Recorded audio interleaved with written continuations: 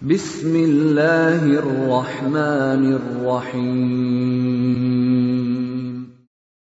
Waltakum minkum ummatun yad'una ilal khairi wa ya'muruna bil ma'ruf wa yanhauna 'anil munkar.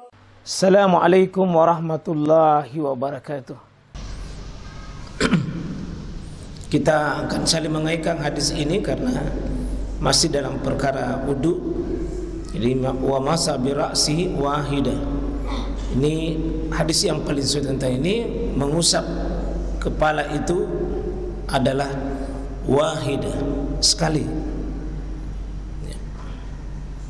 Karena nanti di teman-teman kita sebagian itu ada mengusap kepalanya 3 kali. Ya, 3 kali dia usap. Kalau hadis ini akhrajahu Abu Dawud, ya, itu wahidah, ya.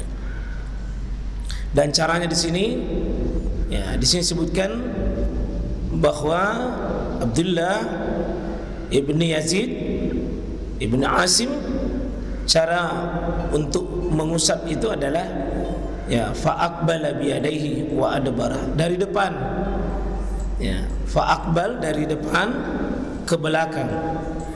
Jadi sebenarnya dari cara mana saya itu sudah sah, tapi ini yang paling afdal, ya, fa aqbala biyadai, ya, wa adbara, dari depan menuju belakang. Hadis Bukhari ini dari depan belakang, bukan dipatek-patek di kepala. Kemudian dalam riwayat lain khusus untuk Muslim ini disebutkan bahwa bada'a bi muqaddam, ya, bi muqaddam ra'si, itu dari depan kepala. Kemudian kasih bergerak itu tangan ke belakang. Lalu dia summa, ya, kemudian dia dikembalikan keduanya tangan itu ke tempatnya dimulai. Dari depan ke belakang, belakang ke depan. Itu riwayat lain. Ya. Dari depan ke belakang, belakang depan. Nah, ini telinga. Ya, di sini sebutkan, ya, caranya di telinga ini, ya, ada 2 jari-jari kita, wa adkhala isbai, ya, as-sababah. Jadi sababah, kemudian ibhatain, ya, ibhatain dengan dari telinga ini. Jadi ada 2 ini, 2 jari, ada 2 jari. Nah, ini bagian zahirnya ini, bagian belakangnya ini. Dari ujung telinga ini naik terus ke atas. Ini dari ujung. Kemudian ini di dalam. Ya. Ya. Jadi ada bagian belakang zahirnya. Nah, ini dari depan naik terus, sementara ini yang satu, ya, sebenarnya dari cara mana saya itu sudah boleh, tetapi yang paling afdal, mau kasih begini, mau kasih begini, mau siram, mau semprot, itu sah, tetapi yang paling afdal ini petunjuk Nabi ini, ya, 2 jari tangan bergerak bekerja. Nah, kemudian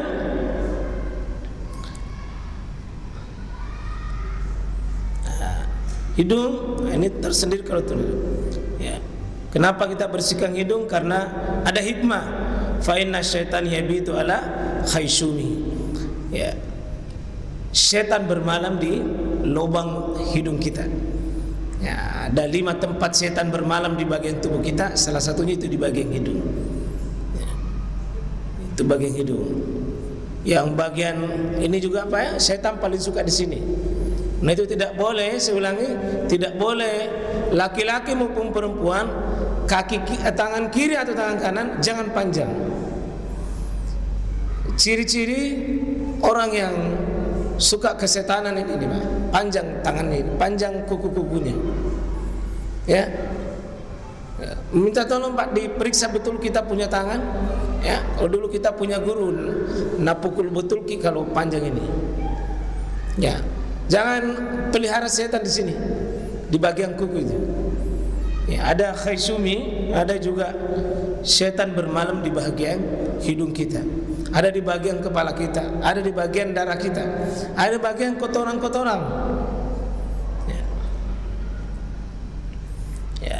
Ini kenapa dicuci tangan setelah bangun? Karena kita tidak tahu di mana tangan itu bermalam. Fa innahu la yadri aina batat yadah. Kenapa dicuci? Dan Nabi berikan syariat ini dengan disertai ilatnya, disertai alasan-alasan. Kenapa dicuci? Karena tangannya itu tidak tahu di mana bermalam. Ya, fa innahu la yadri aina batat yadah. Ya.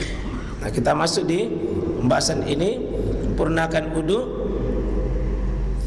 Menyempurnakan wudu ini jemaah sekalian dengan dihisab ini asbil al-wudu, ya, bisa dibaca wudu, bisa wadu. Ya.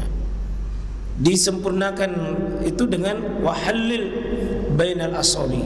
Itu dengan kita mengusap, ya, di sela-sela di antara jari-jari kita itu, di sela-sela ini. Kemudian disempurnakan kita apa? Istinsyaknya, menghirup. Illa antakuna soiman, kecuali pada saat kita berpuasa. Di sini berarti ada sesuatu yang kalau sunnah hukum dasarnya adalah istinsyak, tapi dijelaskan juga ada batasannya itu. Kalau membawa mudarat, merusak sunnah yang lain, sistem lain, jangan lakukan sunnah itu. Ada perkara yang sangat besar dirusak. Nah, ini kaidah sangat besar sekali, bahwa ya darul mafasid, menolak sesuatu yang mafasid. Ada mafasid, ada mafsadat, ada kerusakan. Itu aula, diutamakan daripada jalbil masalih.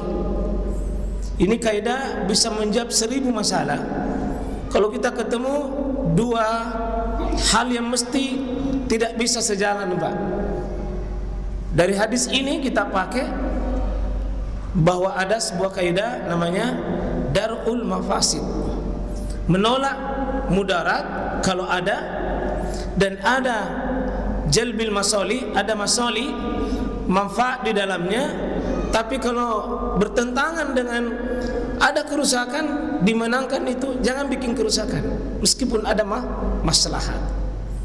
Itu kaidah sangat besar.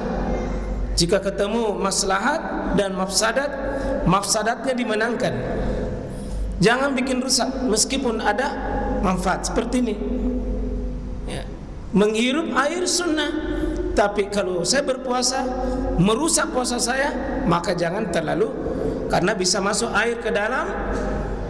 Itu masuknya air di hidung, tembus ke tenggorokan kita, itu bisa batal puasa kita. Maka tidak dihirup kuat-kuat. Ya.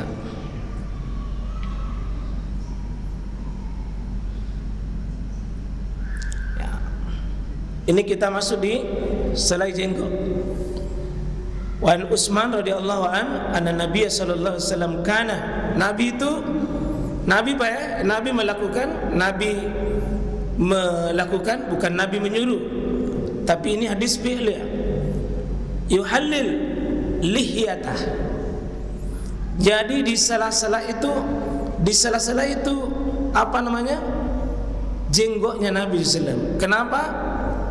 Karena jenggotnya Nabi itu tebal, sehingga untuk bisa kena air itu kulitnya tempat jenggot di sela-selai dengan jari-jari tangannya. Hukum yang pertama di sini, kalau ada yang disela-selai, ada yang disela-sela, itu berarti masyru' untuk memeliharanya itu yang disela. Seandainya jelek, pasti Nabi duluan potong itu, Pak. Jadi saya sering katakan, kalau tidak bisa pakai jenggot, minimal jangan mencela orang pakai jenggot. Kemarin kita pertemuan antar ormas di Makassar. Ya, kami mewakili Muhammadiyah, Ustaz Ikhwan Jalil Wahda. Kemudian ada ahli hadis, ahli tafsir dari Nahdlatul Ulama, ya, mengatakan berniatlah yang potong jenggot, yang pemakai jenggot itu, ya, untuk mengikuti Rasulullah. Karena Abu Jahal katanya juga pakai jenggot. Maka kita jawab, Ustaz Ikhwan, maka yang mau cukur juga jenggotnya berniat lillahi ta'ala juga, ya. Jadi yang jelas jenggotnya itu Nabi berjenggot. Nabi berjenggot karena tidak mungkin ada di sela-sela kok tidak jenggot. Nah, perbuatan apa itu? Ya, kalau antum belum bisa berjenggot, jangan dipaksa, jangan. Karena bukan sunnah menumbuhkan jenggot, sunnah sela-sela jenggot. Kok tidak ada, jangan diselai, Pak. Jangan disela-sela. Kalau ada, kalau tebal. Kalau tipis tidak. Kalau tipis Pak harus basah jenggotnya, basah tempat ini. Kalau tidak ada jenggotnya, ya apa mau dibikin? Yuhalil. Bisa paham ya, insyaallah. Ya. Jadi Nabi sela-sela jenggotnya fil udu, ketika dia berudu. Ya, berarti ini tergantung dari ketebalan jenggot kita. Kalau Imam Malik itu kan minimal, ya, minimal 1 genggam. Minimal 1 genggam. Ya. Minimal, ya, kalau bisa. Ya, kalau tidak bisa 5 lembar pun boleh. 5 lembar juga bisa. Ya. Nah, di sini menunjukkan bahwa jenggot itu bukan aib dan bukan masalah, Pak. Bukan aib, tapi jangan dipaksakan karena tidak semua juga sahabat Nabi pakai jenggot. Ya memang tumbuh, silakan. Kalau tidak bisa tumbuh, Pak, ya, jangan dipaksa. Kasih kemiri, kasih ini, kasih, jangan.